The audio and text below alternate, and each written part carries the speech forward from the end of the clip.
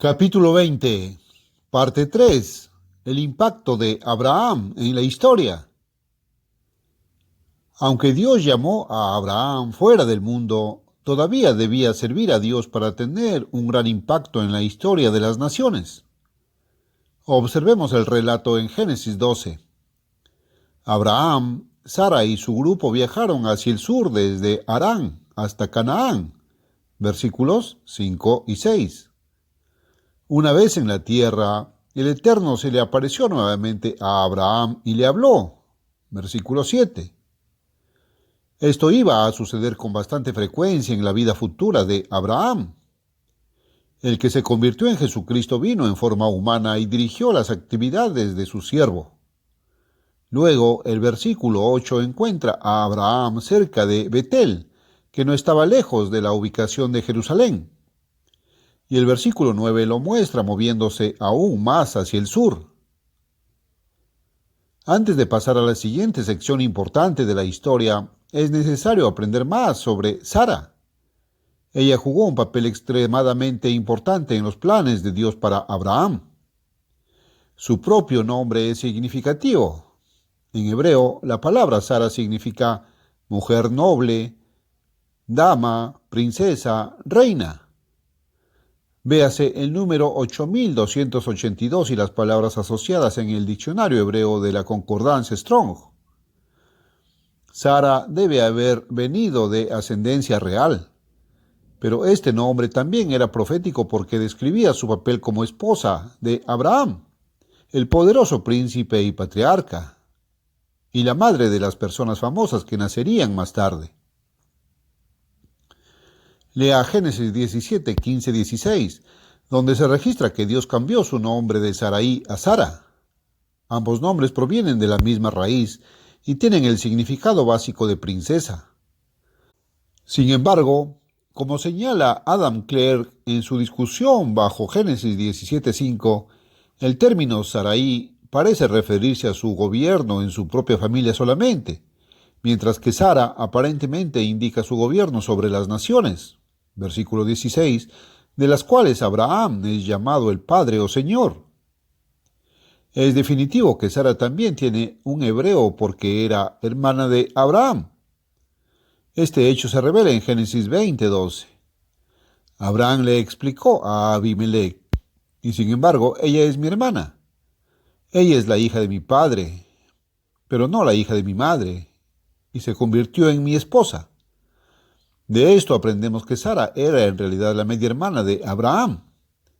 En esa época temprana de la historia era legal casarse con un pariente cercano.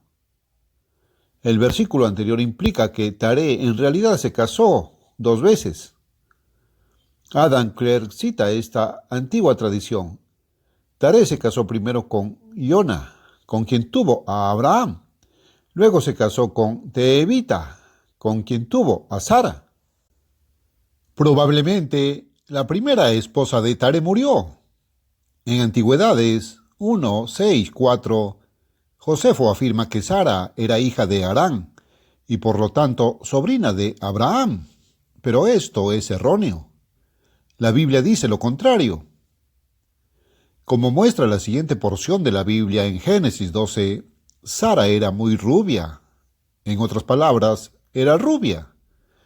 Los pueblos rubios de Israel hoy derivan esta característica básicamente de Sara. La historia también revela que era muy hermosa, por lo que Faraón quería arrebatársela a Abraham. Sara era la mujer, entonces, a través de la cual Dios quería continuar la línea de la que finalmente nacería Cristo. También quería que ella fuera la antepasada de los hijos de Israel. Ninguna otra mujer era adecuada para el propósito de Dios. Sara tenía ciertas cualidades que Dios quería transmitir a las generaciones futuras. Así, ella, así como Abraham, fue elegida para un gran propósito. Después de que Abraham estuvo en Palestina durante 1 o 2 años, una hambruna afligió la tierra. Génesis 12:10. Esto se debió a los pecados de los cananeos paganos. Pero el hambre también tenía un gran propósito.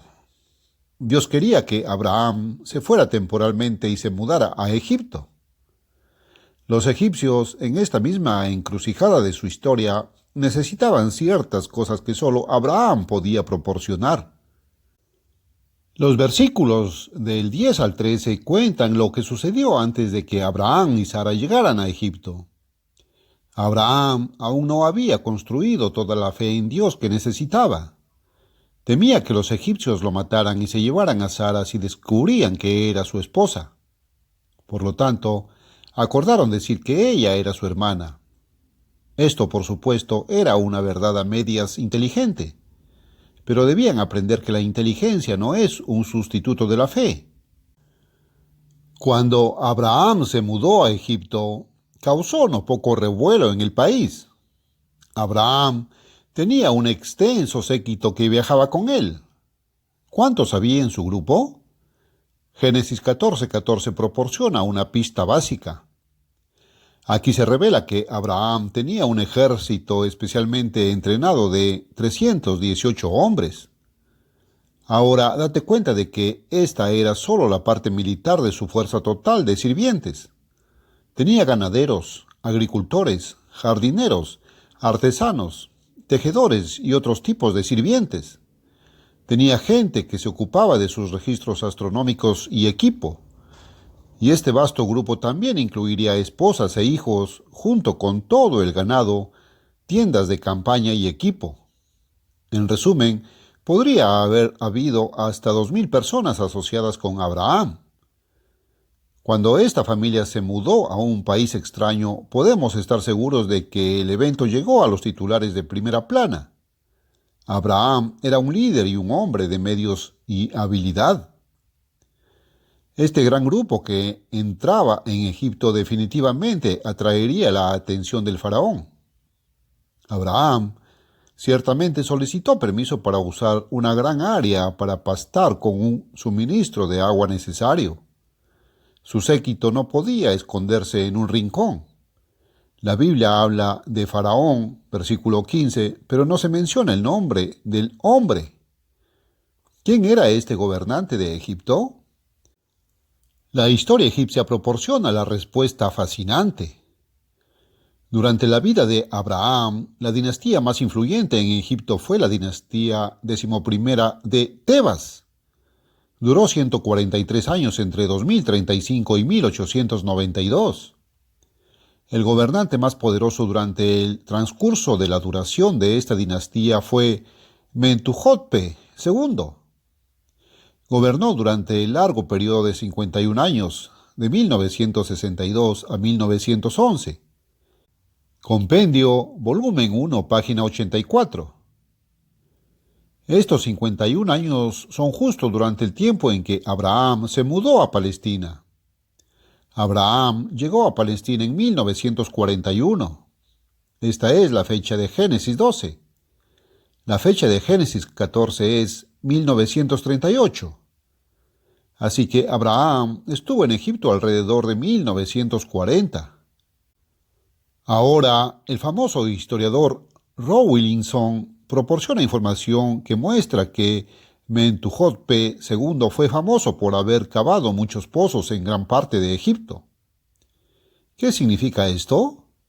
Este hecho importante proporciona una expansión de los hechos en la Biblia. Abraham descubrió, cuando se mudó a Palestina, que había una sequía allí. Esta sequía, como enfatiza Génesis 12:10, fue muy grave. También se extendía a Egipto, pero Egipto tenía agua mientras que otras áreas no. Mentuhotep II había compensado la falta cavando todos esos pozos. Este es solo el comienzo de la historia de Mentuhotep II. Lea la historia en Génesis 12, 14, 15. Y aconteció que cuando Abraham entró en Egipto, los egipcios vieron a la mujer, Sara, que era muy hermosa, una rubia hermosa e inteligente. Y los príncipes de Faraón la vieron y la alabaron delante de Faraón. Y la mujer fue llevada a la casa de Faraón. ¿Qué quería Faraón con Sara? Respuesta: era un coleccionista de mujeres hermosas. Mentuhotep II fue el primer gobernante en la historia egipcia, según todos los hallazgos arqueológicos existentes, en haber tenido un harén. Los arqueólogos han podido encontrar la ubicación de este harén. Han descubierto momias de algunas de las mujeres junto con varios artículos como tocados. Fue el primero en enviar sirvientes por todo el país para reclamar mujeres para su harén. Es por eso que los príncipes de Faraón encomendaron a Sara a Mentuhotep. Probablemente estaban compitiendo entre sí para ver quién podía complacer más al rey encontrando a la candidata más bonita para el harén. El cabello claro y la tez de Sara contrastaban sorprendentemente con los egipcios más oscuros. No solo se ha encontrado la tumba, sino también la estatua de Mentuhotep.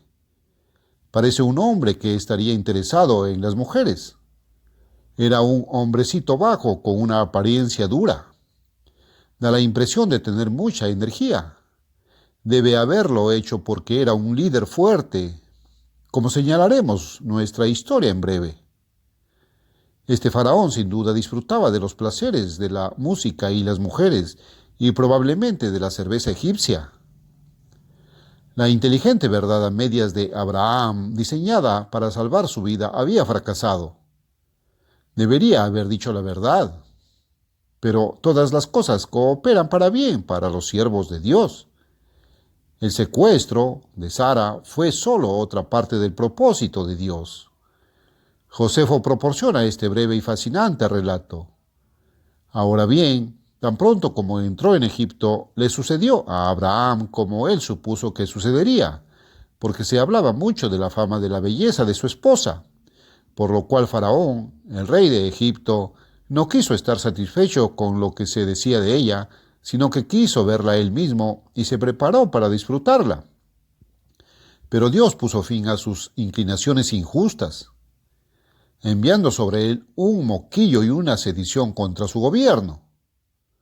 Observe cómo intervino Dios. Haga coincidir esa declaración con el versículo 17. Y cuando preguntó a los sacerdotes cómo podría ser liberado de estas calamidades, le dijeron que su miserable condición, se derivaba de la ira de Dios a causa de sus inclinaciones a abusar de la esposa del extraño. Luego, por miedo, le preguntó a Sara quién era y quién era la que traía consigo. Esto completa lo que sucedió entre los versículos 17 y 18 de Génesis 12. Y cuando descubrió la verdad, se excusó ante Abraham de que, suponiendo que la mujer era su hermana y no su esposa, ponía sus afectos en ella, como deseando una afinidad con él al casarse con ella, pero no tan incitado por la lujuria para abusar de ella. También le hizo un gran regalo en dinero, y le dio permiso para entablar conversación con los más eruditos entre los egipcios, de cuya conversación su virtud y su reputación se hicieron más conspicuas de lo que habían sido antes. Antigüedades 1:8:1. El hecho de que a Abraham se le permitiera reunirse con las grandes mentes de Egipto fue un evento muy significativo. Pero antes de que esto pueda ser cubierto, debemos darnos cuenta de la situación política que existía en Egipto antes y durante el reinado de Mentuhotep II. Se entró en Egipto desde la ciudad de Tinis durante 18 años, de 2037 a 2019, pero en 2019 tuvo que salir de Egipto e ir a Italia cuando Noé murió. Cuando este gran patriarca salió de Egipto, estalló la guerra. Aparentemente, cuando la influencia controladora de Sem fue eliminada del país, se desmoronó. Ahora bien, en el mismo año en que Sem partió de Egipto, Wahang Yontef, un predecesor de Mentuhotep II, llegó al poder en Tebas. Gobernó durante 49 años, 2019 a 1970. Al principio de su reinado estalló una trágica guerra entre las dinastías de Tebas y Heracleópolis. La lucha era por el control de la ciudad de Tinis, Abidos, donde se originó la primera dinastía en la historia egipcia. En esta lucha terminó la dinastía primera y surgió una nueva dinastía en 1993. Tebas ganó en la lucha y mantuvo sometida a la nueva dinastía tinita. Huahán Iniotef fue sucedido en el trono de la 11ª dinastía por un rey que gobernó durante los 8 años hasta 1962. Y luego Mentuhotep II subió al trono. Con este evento se avecinaban cosas nuevas para el Egipto devastado por la guerra. Después de que Mentuhotep llegara al poder, la guerra con Heracleópolis continuó intermitentemente. En su 9º año, 1954, se libró una gran batalla entre Tebas y Heracleópolis. Tebas estaba tratando de conquistar esta ciudad del norte. Tan pequeña era la población de Egipto en aquellos días que los tebanos solo perdieron 60 hombres en su ataque. Esto, junto con muchas otras evidencias, demuestra que la 11ª dinastía fue una de las primeras en Egipto. La dinastía 11ª fue, en realidad, paralela al final de la dinastía primera y la primera parte de la dinastía segunda de Abidos o Tinis. Tebas ganó la batalla.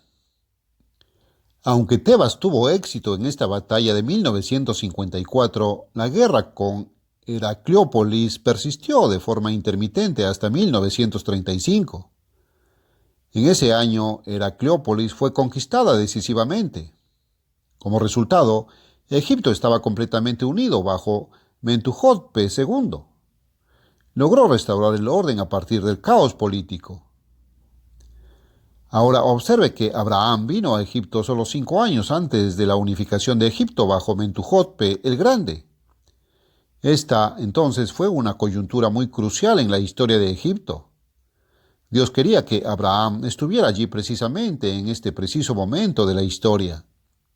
Egipto necesitaba el tipo de guía, dirección y educación que solo el gran Abraham podía proporcionar.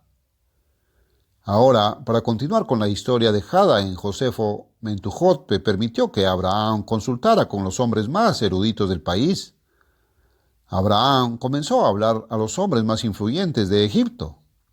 Josefo describe lo que sucedió, porque mientras que los egipcios eran adictos a diferentes costumbres y despreciaban los ritos sagrados y acostumbrados de los demás, y estaban muy enojados unos con otros por eso, Abraham consultó con cada uno de ellos y refutando los razonamientos de los que se servían, cada uno para sus propias prácticas, demostró que tales razonamientos eran vanos y vacíos de verdad, por lo que fue admirado por ellos en estas conferencias como un hombre muy sabio y de gran sagacidad.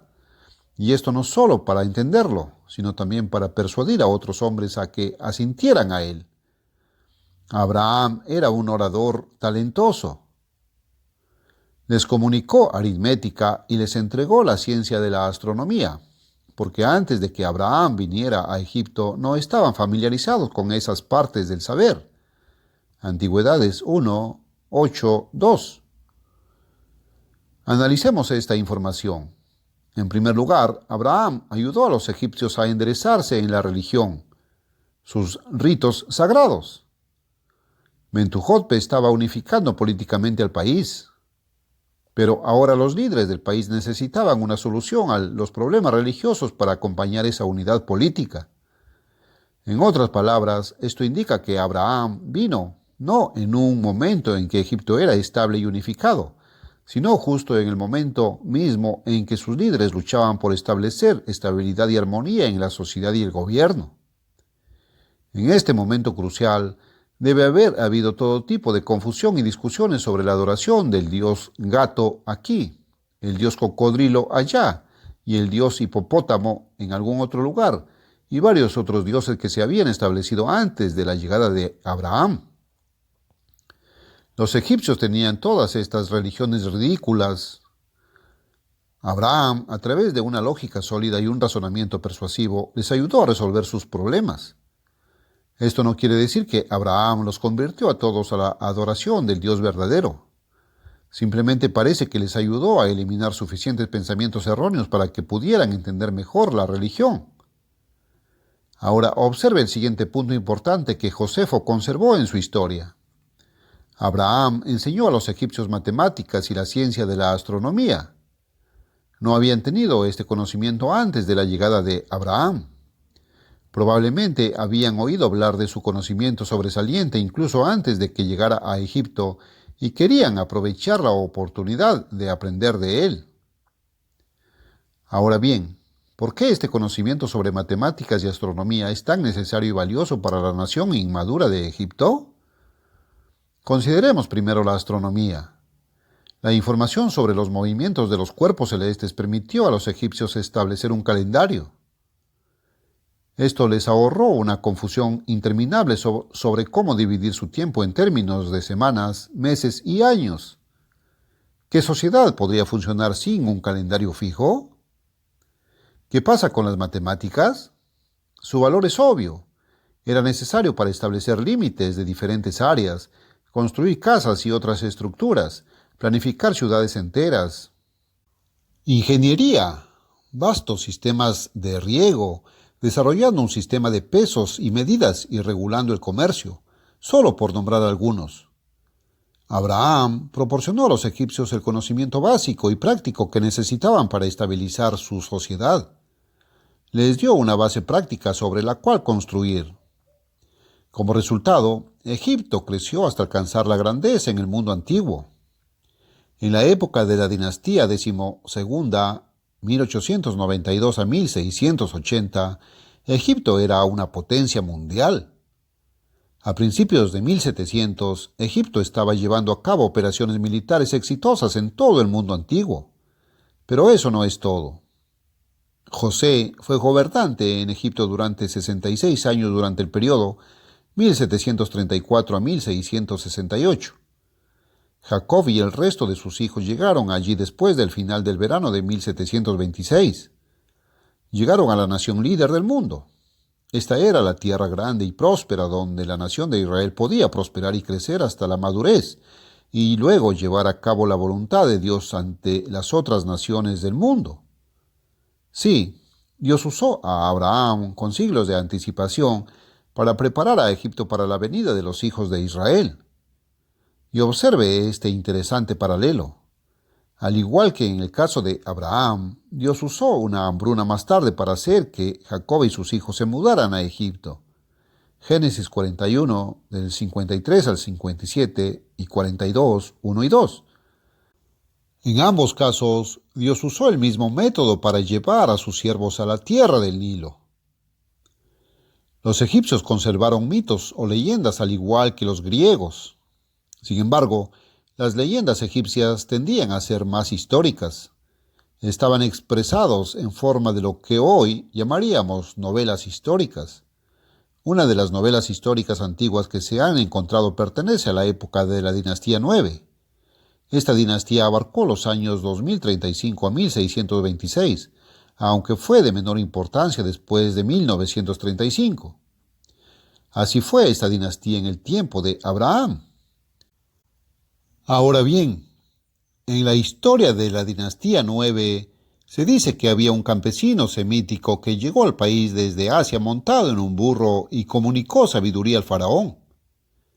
Lo que es tan inusual de este relato es que la única novela histórica en todo Egipto que muestra al faraón comunicándose con algún extranjero es en la misma época de la 9ª dinastía en los días de Abraham.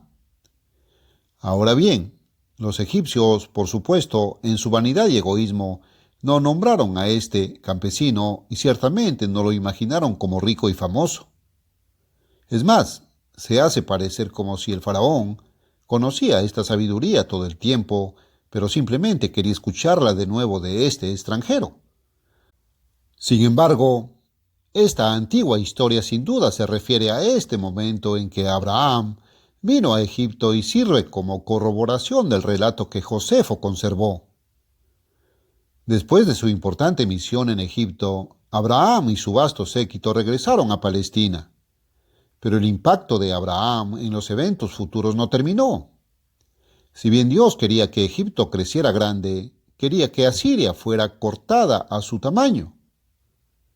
Esta fue la siguiente parte de la comisión de Abraham y proporciona la historia detrás de la historia de Génesis 14.